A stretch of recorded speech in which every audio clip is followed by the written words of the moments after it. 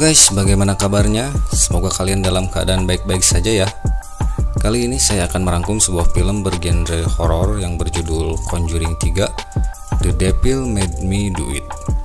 Film ini menceritakan kisah nyata pasangan Warren dalam mengungkap sebuah kasus pembunuhan yang dilakukan oleh Arne Johnson pada tahun 1981. Arne mengaku melakukan pembunuhan itu tanpa dia sadari, karena dirinya pada saat itu sedang dirasuki iblis jahat. Kok bisa ya? Hayo tanpa banyak spoiler di awal, kita gaskan saja ke alur ceritanya. Di awal film kita akan diperlihatkan pada dua tokoh utama, yaitu Ed dan Lauren. Pasangan pemburu hantu ini sedang membantu keluarga Gledhill untuk meruqyah seorang anak kecil yang bernama David karena telah kerasukan iblis di dalam tubuhnya. Setelah selesai membacakan doa, Ed pun memutuskan untuk istirahat dulu karena David sudah terlihat lelah, yang akhirnya dia pun dibawa Arnie ke kamarnya. Setelah menidurkan David, Arnie pun bergabung kembali dengan yang lain karena Pastor Gordon sudah tiba di rumah mereka.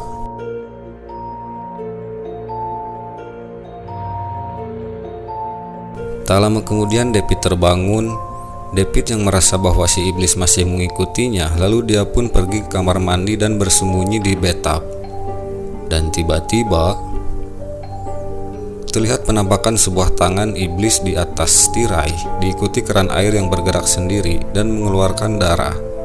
David yang merasa ketakutan, dia pun berteriak sekencang-kencangnya sehingga semua orang bergegas ke kamarnya. Namun mereka tidak menemukan David di kasur. Kemudian si ayah mendobrak pintu kamar mandi karena yakin David ada di sana.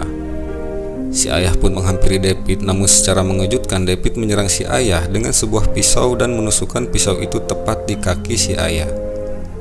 Melihat hal itu, Ed pun dengan sigap menangkap David karena dia yakin David kerasukan iblis dan segera menyuruh Pastor Gordon untuk segera mempersiapkan ritual pengusiran iblis di ruang tamu.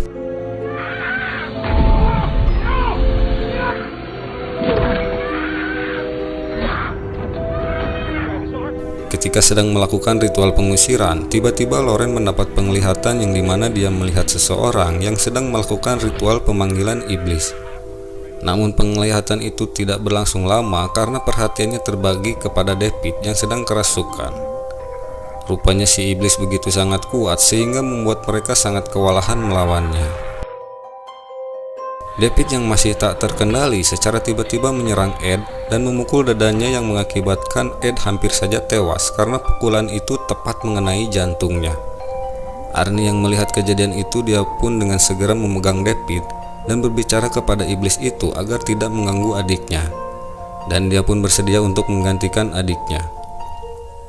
Dan benar saja, dengan seketika David pun mulai normal kembali, namun si iblis malah berpindah ke tubuh Arnie.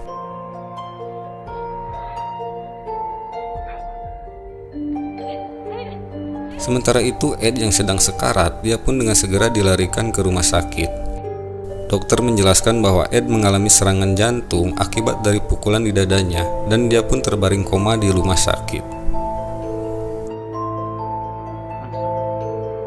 Beberapa hari kemudian, kehidupan keluarga Gledhill pun sudah terlihat normal dan tidak ada lagi gangguan dari si iblis. Namun ketika Arnie mengambil makanan di dapur, dia pun melihat sesuatu yang aneh, di mana kotak sereal yang ada di lemari tiba-tiba jatuh ke lantai. Karena penasaran, Arnie pun mendekati kotak sereal itu dan tiba-tiba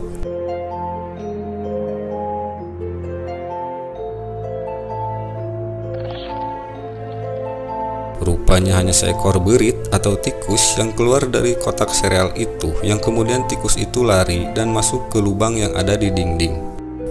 Arnie pun mengikuti tikus itu dan tiba-tiba lagi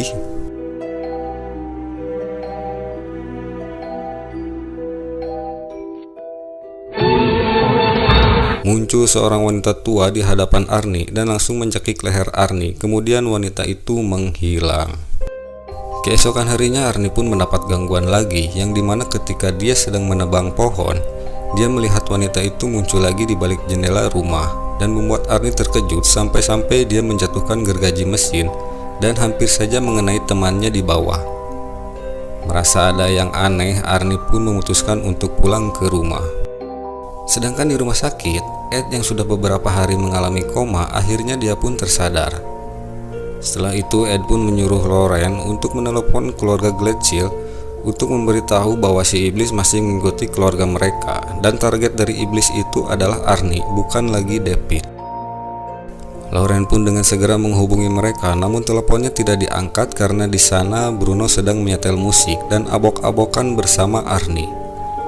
Kemudian Lauren mencoba menghubungi polisi dan memberitahukan bahwa di alamat tempat Arnie bekerja akan terjadi sesuatu. Di tempat lain, Bruno yang sedang oleng mengajak Debbie untuk berdansa bersamanya. Sementara Arnie yang sudah merasa pusing, dia pun pergi ke dapur untuk membasuh mukanya. Namun tak lama kemudian Arnie mendengar suara teriakan Debbie dan langsung menghampirinya. Arnie melihat Debbie sedang dicekik oleh si iblis, yang padahal mah si Debbie lagi berdansa sama si Bruno. Kemudian Arnie membawa pergi si Debbie, yang akhirnya Arnie terjatuh. Dan tiba-tiba iblis itu datang menyerang Arnie, dan Arnie pun dengan segera mengambil sebuah pisau dan langsung menusuk iblis itu, yang padahal mah itu adalah si Bruno. Arnie mengalami halusinasi akibat dari si iblis yang ada di tubuhnya. Akibat dari kejadian itu, Bruno pun tewas dengan luka tusukan di tubuhnya. Setelah kejadian itu, Arnie pun dibawa ke kantor polisi dan divonis dengan hukuman mati. Ed dan Lauren menemui Arnie di penjara, kemudian Ed menyuruh Arnie membacakan sebuah doa untuk memastikan iblis di dalam tubuhnya masih ada atau telah menghilang. Dan hasilnya pun Arnie tidak sedang kerasukan. Ed berjanji kepada Arnie akan membantunya agar Arnie terbebas dari hukuman mati. Selanjutnya Ed dan Lauren menemui seorang pengacara dan meminta pengacara itu untuk membantu kasus Arnie agar hukumannya bisa diperingan. Karena Ed yakin bukanlah keinginan Arnie untuk membunuh pria itu, melainkan karena Arnie sedang kerasukan iblis di dalam tubuhnya, sehingga membuatnya berhalusinasi. Si pengacara pun pesimis bisa membantu mereka karena bukti-bukti sudah jelas bahwa Arnie pelaku pembunuhan itu. Akhirnya Ed dan Lauren berhasil membujuk pengacara itu untuk membantu kasusnya Arnie. Di pengadilan, si pengacara menyampaikan pembelaannya kepada hakim dengan alasan Arnie sedang kerasukan saat membunuh temannya itu. Namun si hakim tampak bingung dengan alasan itu karena tidak ada bukti bahwa Arnie sedang kerasukan. Si pengacara pun memberitahu Ed dan Lauren bahwa Arnie tetap akan mendapatkan hukuman mati. Namun dia akan terus membantu agar hukuman Arnie bisa diperingan asalkan Ed dan Lauren bisa mendapatkan bukti kuat bahwa Arnie sedang kerasukan iblis pada saat kejadian itu. Ed dan Lauren pun mulai menyelidiki kasus ini. Dari awal mula mereka membantu keluarga Gledhill. Rupanya awal kutukan itu terjadi ketika keluarga Gledhill baru menempati rumah barunya. David menemukan sebuah kasur air di kamar barunya dan tiba-tiba dia melihat penampakan di kasur itu. Kemudian muncul sebuah tangan lalu mencoba menarik David.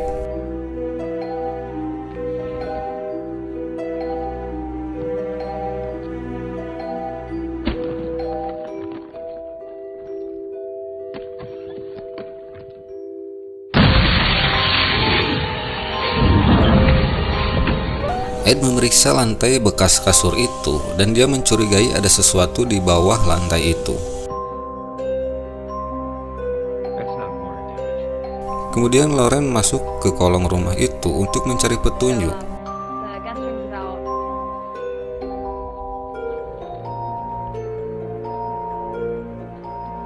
Dan benar saja, Lauren menemukan sebuah totem penyihir yang letaknya tepat di atas kasur itu berada.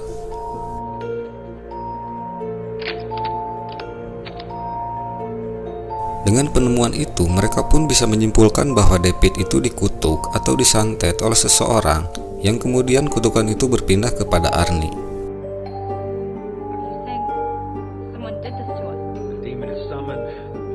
Kemudian Ed menyuruh temannya agar memberikan foto itu kepada polisi dan mencari informasi jika ada yang pernah melihat benda itu. Tiba-tiba Pastor Gordon teringat akan seorang pastor yang dulu pernah mengungkap sebuah sekte aliran sesat pemuja setan, yang mungkin saja orang itu bisa memberi informasi tentang kasus ini. Dan orang itu bernama Pastor Kastner. Keesokan harinya mereka pergi menemui Kastner di rumahnya. Lalu mereka menceritakan kejadian itu kepada Kastner.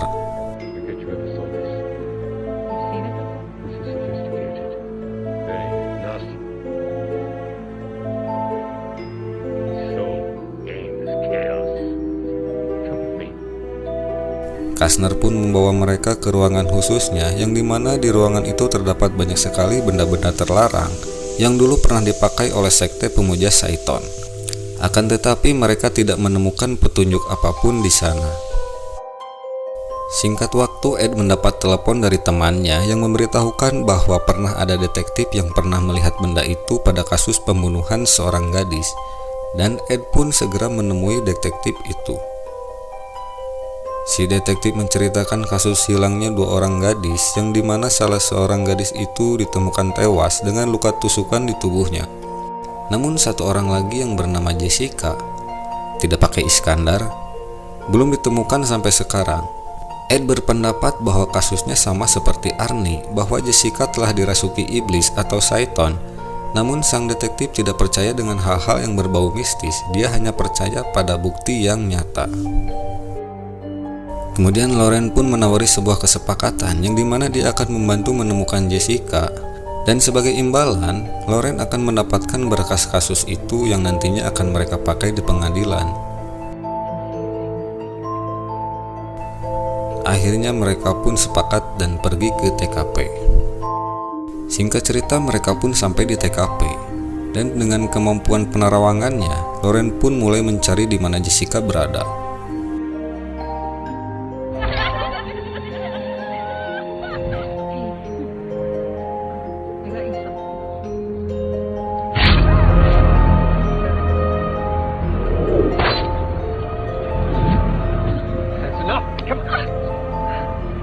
Loren terus mengikuti jejak kemana Jessica pergi hingga sampai di ujung tebing yang hampir saja Loren jatuh dari tebing itu.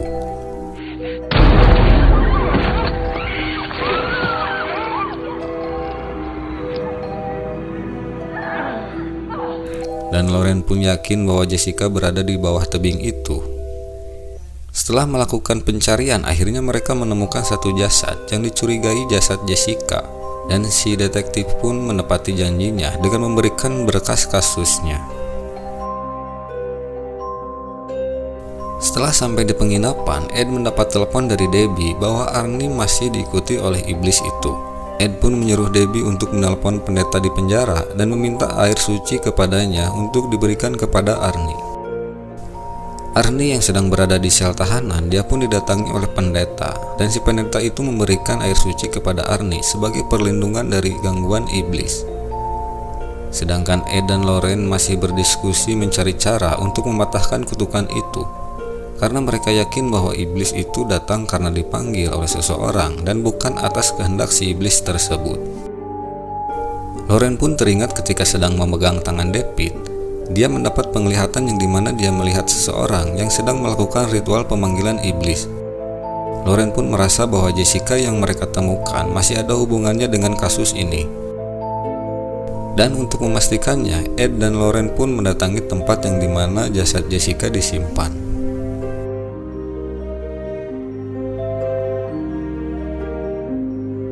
Setelah berhasil masuk, Loren pun mulai menerawang dengan memegang tangan Jessica. Dan tak butuh waktu lama, Loren pun berhasil masuk ke alam bawah sadarnya, dan di sana dia melihat seseorang yang sedang melakukan ritual pemanggilan iblis, yang dimana ritual itu ditujukan kepada Arnie. Di waktu yang bersamaan, Arnie mulai merasakan kehadiran iblis itu. Si iblis berhasil masuk ke dalam tubuhnya, dan Arnie pun secara tidak sadar memecahkan botol di tangannya. Lalu pecahan botol itu dia gunakan untuk merobek urat nadinya. Namun hal itu dapat dicegah oleh Loren yang sudah berhasil menemukan orang itu. Rupanya dia adalah seorang wanita penyihir dari aliran sekte pemuja Saiton. Karena tidak terima ritualnya diganggu, wanita itu pun menyerang Loren dengan menghidupkan mayat yang ada di kamar jenazah itu. Yang selanjutnya mayat itu menyerang Loren, namun hal itu bisa dicegah oleh Ed.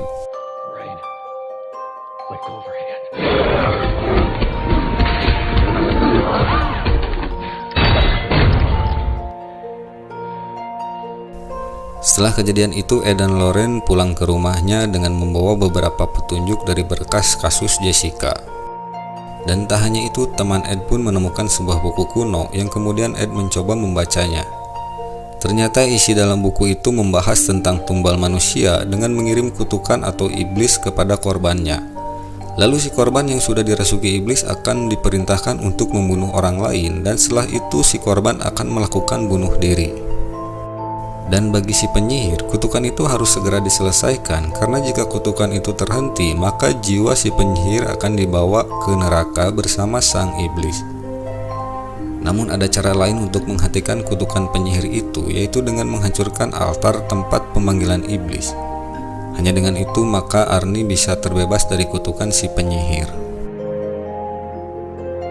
Lauren yang pernah bertemu dengan si penyihir itu, dia pun menyebutkan petunjuk lokasi tempat penyihir itu berada.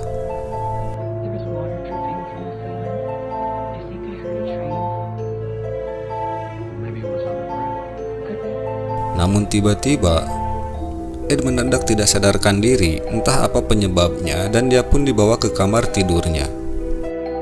Setelah tersadar, Ed berusaha keluar kamar untuk mencari Lauren karena dia tidak melihat Lauren di sana.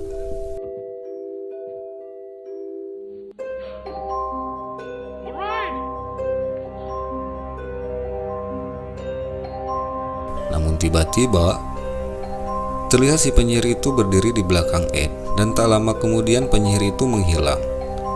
Lalu diikuti penampakan buta hijau di belakang Ed, dan tanpa rasa takut sedikit pun Ed membacakan doa-doa yang membuat buta hijau itu terdorong ke belakang. Kemudian Ed mengambil sebuah pisau dan hendak menikamnya dengan pisau itu. Namun tiba-tiba teman Ed datang menahan tangannya. Seketika Ed pun tersadar dari halusinasinya, yang ternyata sosok buta hijau itu adalah Lauren. Melihat kejadian itu, Ed dan Lauren pun yakin bahwa semua ini adalah perbuatan si wanita penyihir itu. Dan benar saja, Ed menemukan totem pemanggil iblis di ruangan kerjanya yang disimpan di dalam vas bunga. Mereka pun harus segera mencari tempat wanita itu berada dan menghancurkan altar pemanggil iblis itu. Lauren pun berencana pergi ke rumah Kastner untuk menanyakan lebih jelas tentang isi buku kuno itu.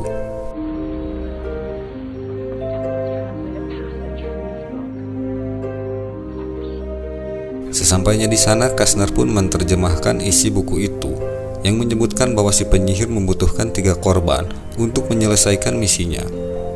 Lauren pun terkejut mendengar penjelasan Kastner karena korban kutukan yang ketiga adalah Ed, suaminya.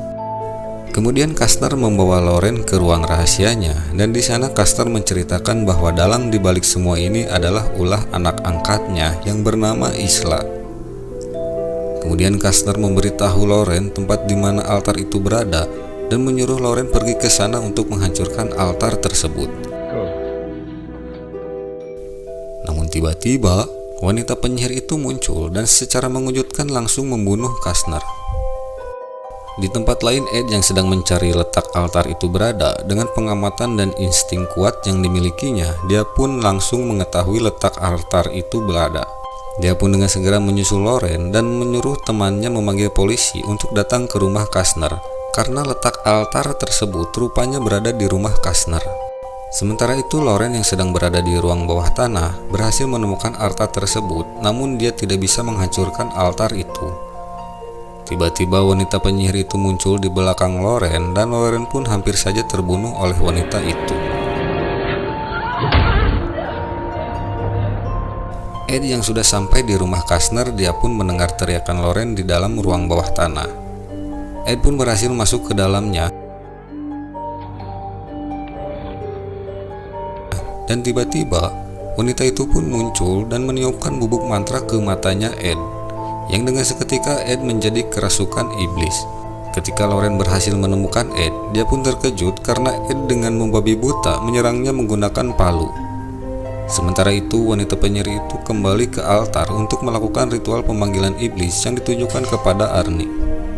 Di tempat lain, Arnie yang sedang terbaring di ruang isolasi, dia pun mulai merasakan kedatangan iblis itu. Karena kuatnya tenaga si iblis, ikatan borgol dan doa-doa yang dibacakan pastor pun tak mampu menghentikannya. Arnie melayang di udara dengan membawa pecahan kaca di tangannya yang akan digunakan untuk menikam lehernya sendiri. Sementara itu Ed yang masih dalam pengaruh kekuatan si penyihir itu, dia pun terus-terusan menyerang Lauren, namun Lauren berhasil menyadarkan Ed berkat kekuatan dan ikatan cinta di antara mereka. Melihat altar itu ada di depannya, Ed pun dengan sekuat tenaga menghancurkan altar itu menggunakan palu. Dan akhirnya kutukan itu berhasil dihilangkan, yang secara otomatis Arnie pun terbebas dari kutukan itu. Karena misinya tidak berhasil, si wanita penyihir pun dibawa oleh si iblis pergi ke neraka bersamanya.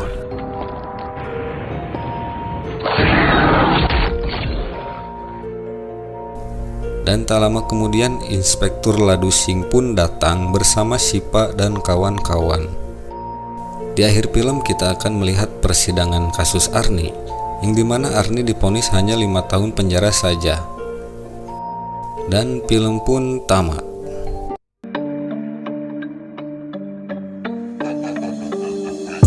Oke, segitu dulu rangkuman film kita kali ini. Terima kasih bagi yang sudah menonton sampai akhir. Semoga kalian terhibur dan sampai jumpa di film selanjutnya. Hatur nuhun.